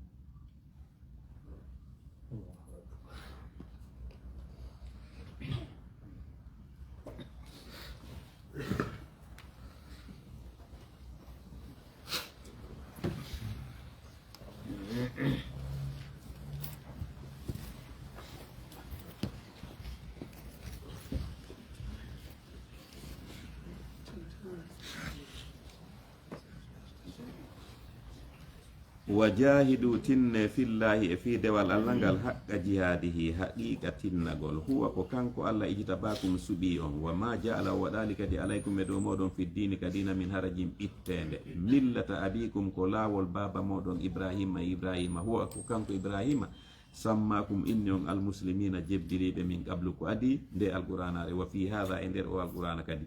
liyakuna rasulu fiyo nelaɗo laato shahidan seyditoɗo alaykum e dow moɗon watakunu onon kadi laato ɗon shuhada a sirtotoɓe ala nasi e dow yimɓe luttuɓe ɓen wondema kamɓe kadi nulaɓe maɓɓe ɓen yettinannoɓe nelal ngal faqimu salata ñinne julde nden wa atu zakata itton zakka on wa tasimu jogito ɗon billahi dina allah kan huwa ko kanko allah mawlakum woni guiɗo mon on fa ni'mal mawla o moƴƴi guiɗo wa ni'man nasir o moƴƴi ballo sinore en jangata 620 suratul mu'minun simmore fi darjaji gomɗimɓe ɓen no jante magol bismillahi rahmani rahim yallah koye mbarki bismillahi rahmani rahim qad aflaha gomɗimali almu'minuna gomɗimɓe ɓen alladhina hum ko ɓen woni ɓen fi salatihim ka nder julde maɓɓe khashi'una hiɓe yankini walladina hum ko ɓen woni ɓen anil lahwi gay meren pe sama kala mu'riduna hiɓe ɗuuri ɗum walladina hum ko ɓen woni ɓen li zakati wonande zakka jawle maɓɓe fa'iluna koɓe ittay ɓe walladina hum ko ɓen woni ɓen li furujihim wonande duhi maɓɓe ɗin hafizuna hiɓe reeni ɗi illa ala azwajihim sona ar koye dow sonnaɓe maɓɓe ɓen aw ma malakat ma ɓen ɓe jeytiri aymanuhum ka ñaame maɓɓe wa innahum no kamɓe fa innahum no kamɓe si ɓe yettike ɓen ɗon hayru maɗumina wona ɓe felniɓe faman ibtaha kala noon ɗaɓɓoyɗo wara a dhalika tonin ɓeɗo fa ulayka ɓen ɗon humul adun ko ɓen woni yawtuɓe keerol halal walladina hum ko ɓen woni ɓen li amanatihim wonande hoolareji maɓɓe ɗin wa ahadihim e ahadiji maɓɓe ɗin ra'una hiɓe aynidi walladina hum ko ɓen woni ɓen ala salawatihim e dow julɗe maɓɓe ɗen yuhafizuna hiɓe renide ulaika ɓe sifaɓe ɗi sifaji moƴƴi ɗo humul warithun ko ɓe woni ronoyayɓe ɓen alladina ɓen yarisuna ronayɓe alfirdausa aljanna kanŋejo on hum kamɓe fiya nder ton khalidun ko luttoɓe allahumma jalna ma wala gad khalaqnal insana gombi men tagine ɗanke on min sulalatin immorde sortodirgol min tinin immorde loopal summa rifti ja'alnahu men waɗi mo nutfatan toɓɓere maniyu fi qararin e nokku ñiɓirde makkinin ndeylere summa rifti khalaqna men tagiti an nutfata toɓɓere mani nden alagatan heɓɓere ƴiƴam fa halakna men tagiti al alagata heɓɓere ƴiƴam nden mudghatan huyre tew fa halakna men tagiti al mudghata huyre tew nden isaman ƴiye faka sawna men suddiri al isama ƴiye ɗen laman tew thumma rifti ansha'nahu men tagitimo halkan akhara tagugo fa tabarakallahu senade wodani allah ahsanul khaliqin ɓurɗo moƴƴude tagoɓe ɓen thumma innakum refti onon yimɓe ɓen bada dhalika ɓaw ko janta ɗo fop la mayituna ko mayoɓe thumma refti innakum nono yawmal qiyamati ñande dargal tub asuna ko on immintinteɓe kadi wala gad halakna gommini men tagi fawqakum sengo dow moɗon sab'ata ra'iga jeeɗiɗi defodirɗi kammuli ɗin wama kunna men laataki anil halqi gay tagugum ghafilina welsindiɓe wa anzalna men tippini mina samai morre ka sama ma an ndiyan bi qadarin beru haaji fa askannahu men hoɗini ndiyan ɗan fil ardi ka leydi toon wa inna no menen ala dhahabin bihi e dow ɓeɓingol ɗan la qadirun meɗen wawi ɗum kadi fa ansha'na lakum men tagani on bihi sabu ndiyan ɗan jannatin gesele min nakhilin immorde tamar wa anabin e inabu lakum noɗani on fiya e majje fawakihu ɓiɓɓe leɗɗe kathiratun ɗurde wa minha ko e ɗen ɓiɓɓe leɗɗe takuluna ñamaton wa shajaratan men waɗani on kadi leggal takhruju yalta e ngal min tuuri saynaka fendu tuuri sinin tambutu hingal tubbita bidduni nebban wa sibhin iɗon waɗa ɗum kadi maafe lil akilina fi ñamoɓe ɓe wa inna lakum noɗani on fil anami ka mumine muradi la ibratan tasakuye fi bawgal allah ngal nusqikum meɗen yarna on mimma fi butuniha konkoni e deedi majji on walakum noɗani on kadi fiha e majji manafiu naforeji go kathiratun ɗurɗi wa minha ko e immorde tew majji on kadi takuluna ñamato walayha ko e hoore majji walal fulke e hoore laaɗi ɗen tumaluna rondete ɗon kadi ka wayasiji moɗon wala gad arsalna gomɗi men nuli nuhan annabi nuhu ila kawmi faari ka yimɓe makko ɓen fagalo maki yagawmi kono yo yimɓe am ubudullaha wotindine allah rewo mo malakum alana on min ilahin reweteɗo hayru utana makko afala tattaku nono on ngulata allah fagalal mala hooreɓe mbatu ɓen wi alladina ɓen kafaru yedduɓe min kawmi immorde yimɓe makko ɓen ma hadha nuhu o wonali illa basharun sona ɓandinkejo mithlukum yerujo moɗon yuridu o faala tun an yatafaddala nde o ɓurnitoto alaykum e dow moɗon walaw sha allahu si allah no faalano nelgol nelaɗo e meɗen lanzala o tippineno malaikatan malaikankejo ma samina bi hadha menen men nanirali ka dina ɗo fi abaina e babiraɓe amen al awalina adinoɓe ɓen in huwa o wonali illa rajulun sowona gorko tun bihino e makko jinna tun feetere fatarabbasu bi habbitanemo hatta hinin ha e sa'i gala o maki rabbi joma unsurni walla mbima kadabuni sabu ɓe fennila fa awhayna allah daali men wahayni ilay faade makko anisna il fulka moƴƴillana kam bi ayunina e ndenka amen wa wahayna e yamirore amen fa ida jaa si ari amruna yamirore amen nden fi yaddugol lette ɗen wa farat tannur suluji maɓɓe ɗin fuu fati fasluku on saynadu fiya ka nder lana min kullin kala piiji ɗin zawjayni thnayni noneji ɗiɗi resindiraɗi gorun e deyum wa ahlaka yimɓe ma ɓen illa man sabaga si ona on mo aditino alaye dow muɗum alqawlu konngol lette ɗe minu mimmorde maɓɓe wala tu khatibni wota yewtan noon filladina fi dandugol ɓen jalamu toñuɓe innahum kamɓe toñuɓe ɓen mukhrabuna ko yoleteɓe fa ida stawayta si a fotodiri anta annuhu wa mammaka e ɓen wonduɓe maɗa alal fulki ka hoore lana faqul wi'a alhamdulillahi mi yetti allah alladi on najjana danduɗo men minal qawmi zalimina immorre yimɓe toñoɓe ɓen waqul wi a rabbi joma anzilni jippina munzalan jipporgal mubarakan hebbinagal barki wanta ko an khairul munzilin woni ɓurɗo moƴƴude jippinayɓe ɓe inna fi dhalika woni ko jantaɗo la ayatin dalilji tindinoteɗi fi bawgal allah ngal wa inna ko woni fi kunna min laatike la mubtalina ko men jarribiɓe on thumma refti ansha'na min tagiti min baadi mbawo maɓɓe garnan akharina girele goo fa arsalna min neli fi himɓe maɓɓe rasulan nelaɗo minhum jeeyaɗo e maɓɓe ani ibudullah men inni ɓe rewe allah malakum alana on min ilahi reweteɗo hayru hutana makko afala tattaguno non on hulata allah wa qala al malaw hooreɓe mbatu ɓe wi min qawmi immorde yimɓe makko ɓen alladina ɓen kafaru yedduɓe akadabuɓe fenni bi ligayi l akhirati hawrugole allah ka dargal wa atrafnahum min nemini ɓe fil hayati dunia ka gurnan aduna ɓenni ma hada o wonali illa basharun sona ɓandinkejo misdukum yerujo moɗon yaakulu o ñamay mimma takuluna minu konko on ɗon ñamude wa yasrabu o yara mimma tasrabuna konko on ɗon yarde ɓe yeeti ɗimmoɓe maɓɓe ɓen wala in atatum min wondi si on ɗoftike basharan ɓandinkejo mislakum yerujo mon innakum nonon idan on tumala khasirun haray ko on hayruɓe a yaidukum e o kambiranayi on annakum wondemano onon ida mittum si on maayi wa kuntum o laatike turaban buldi wa isaman e ƴiye kiɗɗe annakum nonon mukhrajuna ko on yaltintede ɓe kadi ka gaburuji mon haray ɗo wuuri onon on holoto ɗum hay hata woɗɗi hay hata woɗɗili matu aduna ko kona ɗon fodere ɗo in hiya hay hunde ala illa hayatuna dunia sona ɗa gurdam men ka aduna ɗo namutu woɓɓe men no mayude wona haya woɓɓe no jibinede wuura wama nano e wonali bi mabusina immintinteɓe in huwa o wonali illa rajulun sona gorko tun iftara fifindiɗo alallah yo fawi allah kadiban fenade wama nano enen noon e wonali lahu wonandemo bi muminina gomɗinayɓe mo hoolomo gala o maki rabbi joma unsurni wallam bima kadabuni sabu ɓe fennila gala allah dalanimo amma galilin habbo seeɗani la yusbihunna ɓe wontay nadimina ninsuɓe fa akhadathum nangiɓe asayhatu ha cago malaika billak e hoore gonga fa jaalnahum min waɗi ɓe husa an foronji muncitiɗi fa buudan halkare wodani lil qawmi zalimina fi yimɓe toñoɓe ɓen thumma refti ansha'na min tagiti min baadi mbaw halkugol ɓe ɓurunan akharina girele go ma tasbiqu aditotako min ummatin mofte ajalaha lajal majje o ma yastakhirun ɓe nennantake kadi thumma refti arsalna min nuli rusulana nulaɓe amen ɓen tatra hara ko jokkodirɓe kullama jaa tuma kala addani ummatan jama rasuluha nelaɗo maɓɓe on konko ɓe yiɗali kadabuhu ɓe fennamo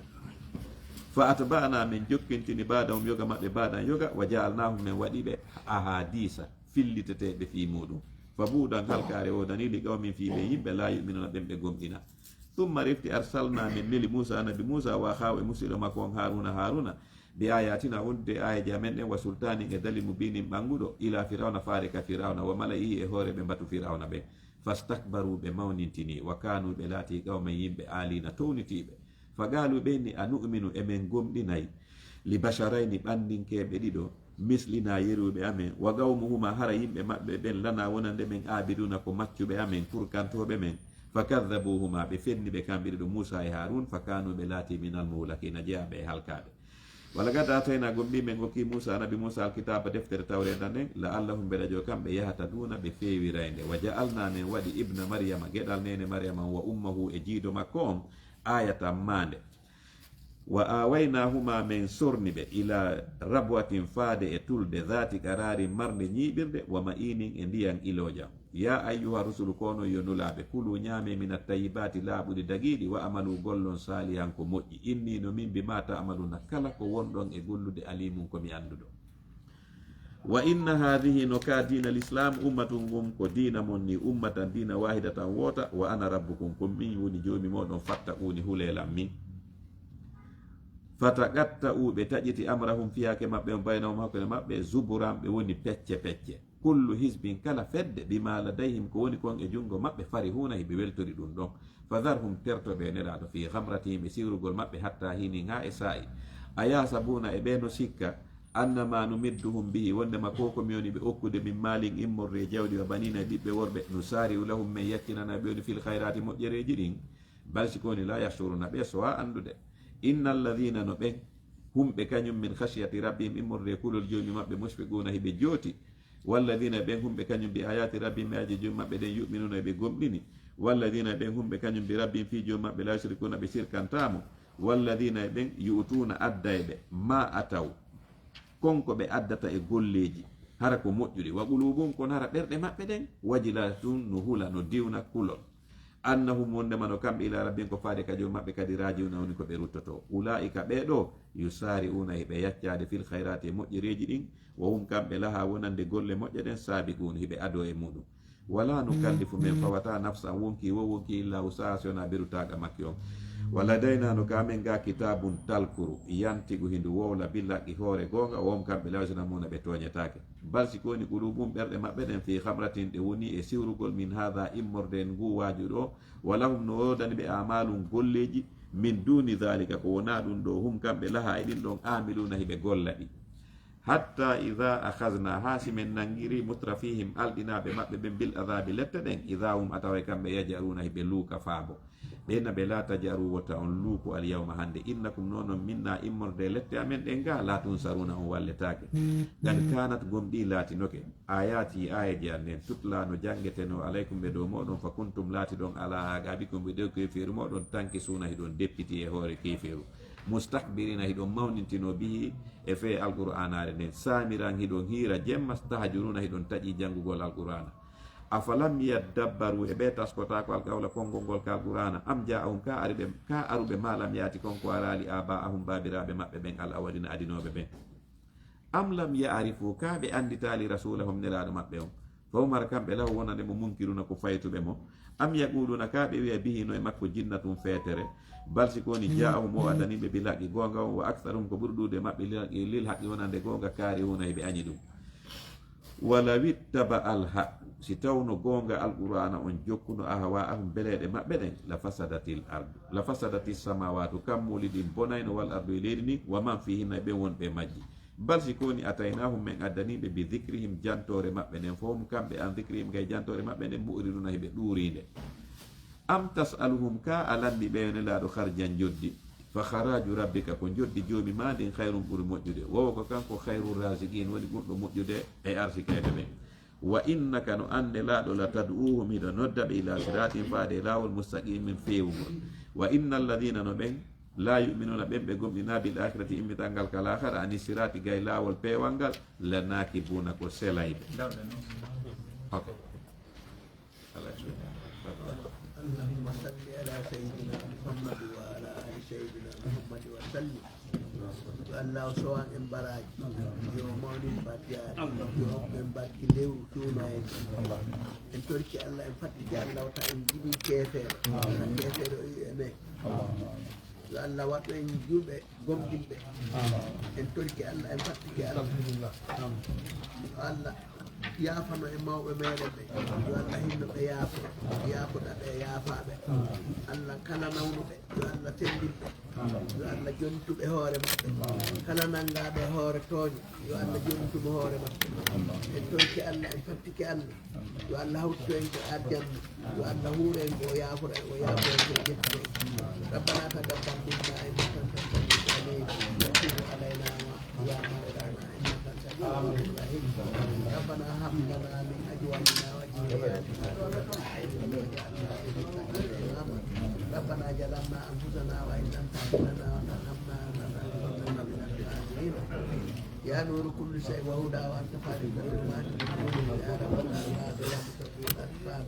يا مفتح الابواب يا قاضي الحاجات يا مجيب الدعوات يا داعي الخيرات